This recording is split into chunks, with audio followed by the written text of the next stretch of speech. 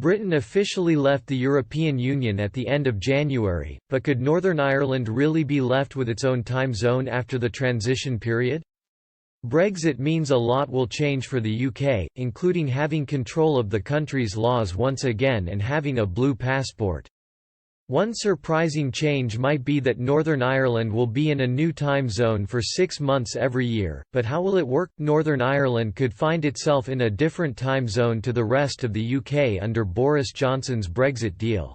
Currently, EU countries and the UK switch to summertime hours on the last Sunday of March and back to Greenwich Mean Time on the last Sunday of October. However, if Europe moves to a double summertime arrangement, the Prime Minister Boris Johnson's withdrawal deal could mean Northern Ireland has to be 1 hour ahead for 6 months every year, peers have warned.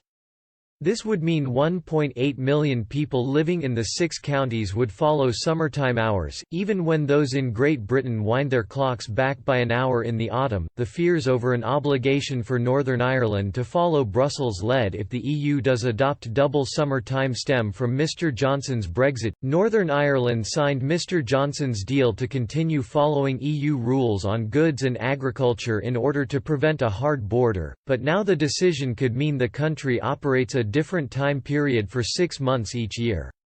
A report by the Lords EU Internal Market Subcommittee said, were this proposal for double summer time to become EU law under its current single market legal basis, Northern Ireland may be obliged under the terms of the Withdrawal Agreement and the Protocol on Ireland, Northern Ireland to align with the EU and thus institute a time border with Great Britain.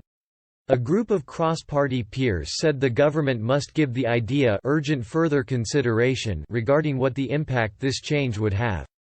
The couple also criticised Minister's lazy approach to the situation. They wrote, "Our inquiry has demonstrated that any such decision at EU level would have implications for the UK, notwithstanding UK withdrawal from the EU.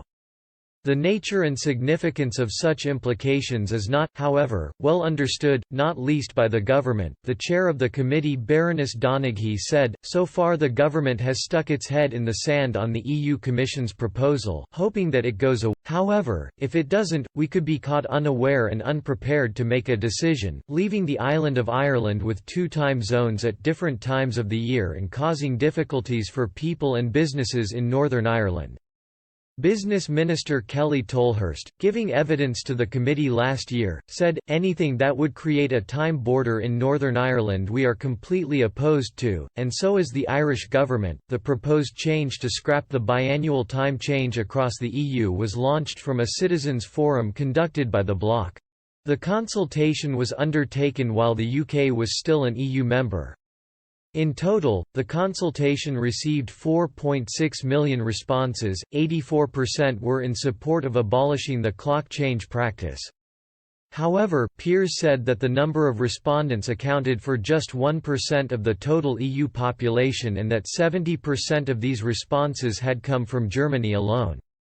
In March 2019, the European Parliament approved a proposal that spelt the end of clock changes within the EU.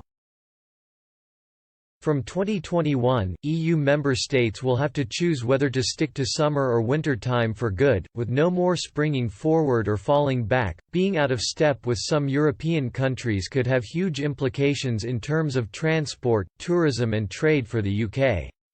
The aviation industry, in particular, would be disrupted as planes flying between airports in the UK and EU would need to review their schedules to accommodate the new time arrangements.